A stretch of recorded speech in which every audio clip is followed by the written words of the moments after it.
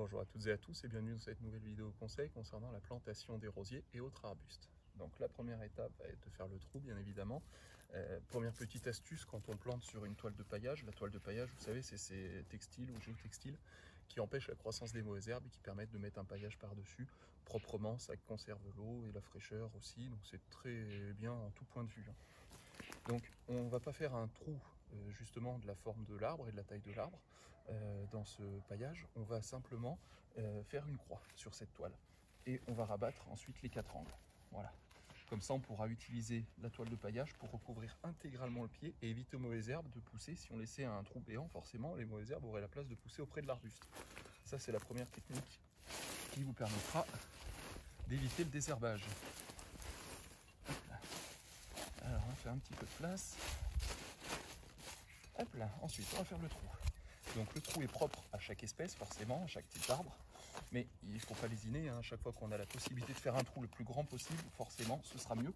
Puisque même si les racines de l'arbre sont petites, quand on fait un trou, ça permet déjà d'aérer le terrain autour et de l'améliorer aussi. Donc forcément ça permettra aux jeunes racines d'aller plus loin, plus rapidement. Donc à l'arbre d'avoir une meilleure croissance.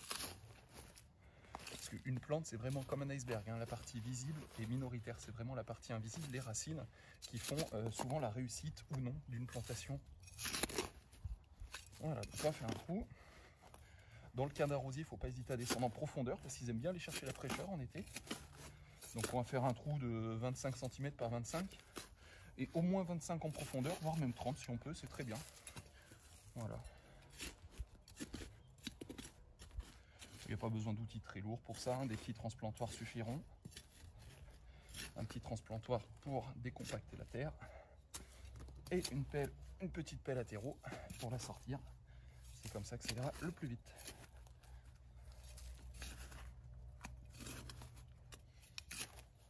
Voilà, donc là on a un trou aux bonnes proportions, comme je disais. Il fait environ 30 cm de large et 30 cm de profondeur. Donc on va continuer de décompacter le fond. On va pas sortir la terre, mais au moins la décompacter. Voilà. Bien en profondeur pour que les racines puissent aller en profondeur. On va travailler un peu à la place des racines pour leur faciliter le boulot. Donc ensuite, moi je suis partisan d'utiliser du terreau pour alléger le terrain et surtout du compost pour nourrir la plante.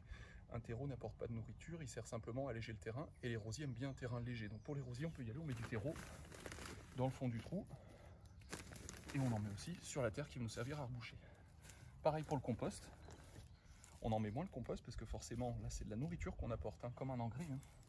C'est pas juste de la matière. L'avantage du compost c'est qu'on apporte de la matière mais aussi de la nourriture. Voilà, on va mélanger,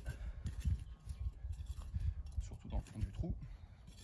Donc à chaque fois que vous avez la possibilité, essayez de vous diriger vers des plantes en racines nues, notamment pour le rosier.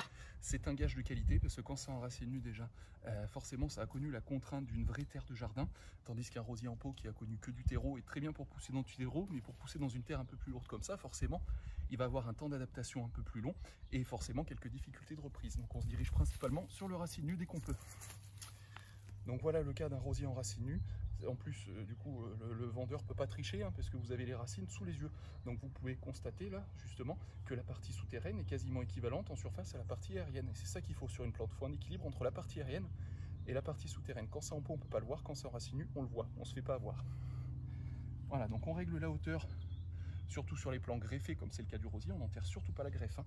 Donc on enterre juste les dernières racines sans enterrer la greffe. Donc vous avez une partie qu'on appelle le collet, qui est entre justement la partie aérienne et la partie souterraine, qui va être plus ou moins haute. Donc là, les dernières racines sont là. Les premières branches sont ici. Vous voyez, vous avez 2-3 cm de collet. Voilà. Donc là, l'orientation est bonne, la hauteur est bonne. Donc on va recouvrir avec notre mélange de terre.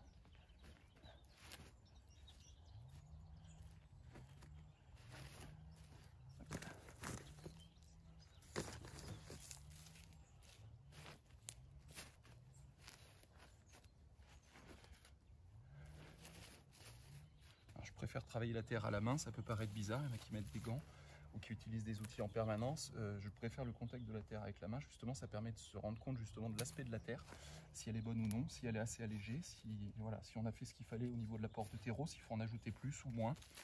Ça permet vraiment d'avoir un bon rapport avec la terre. Hop là. Et voilà. Voilà, donc là on voit bien que le collet est parfaitement disposé. Et donc ce que je vous expliquais tout à l'heure, on va avoir un petit peu de terre à évacuer.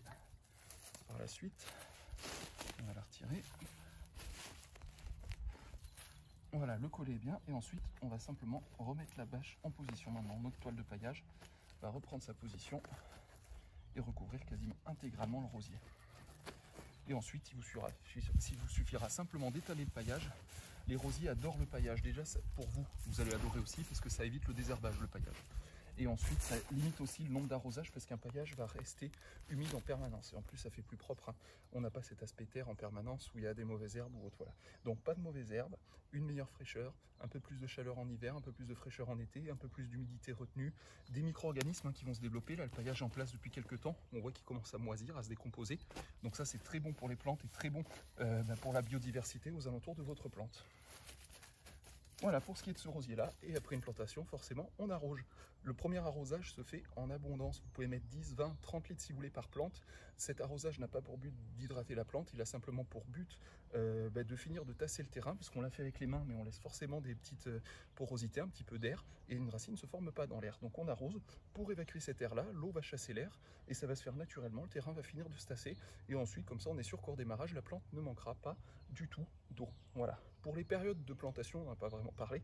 Donc dans le cas du rosier principalement, puisque c'est l'objectif de cette vidéo, on va commencer à le planter à partir de la chute des feuilles jusqu'à l'apparition des nouvelles feuilles. Donc en gros, selon les régions, ça varie légèrement, mais on va commencer à partir de novembre et on va pouvoir planter jusqu'en mars. Voilà, tout simplement. Là, on voit qu'il bourgeonne à peine, donc c'est le moment idéal pour le planter. Les risques de gelée majeurs sont passés. On est au mois de mars, c'est parfait pour la plantation, début mars. Voilà, mais vous pouvez le faire tout l'hiver, il ne faut pas hésiter. Une plantation d'automne permettra à la plante de s'adapter en amont à son sol et pourquoi pas même de s'enraciner en hiver. Certaines plantes en profitent pour s'enraciner dès le départ. Donc plus on plante tôt en automne, au mois de novembre, mieux c'est pour la plante aussi. Voilà, j'espère avoir été assez clair et précis dans cette vidéo. Si vous avez des questions, n'hésitez pas à les poser en commentaire, j'y répondrai avec plaisir. Merci et à bientôt.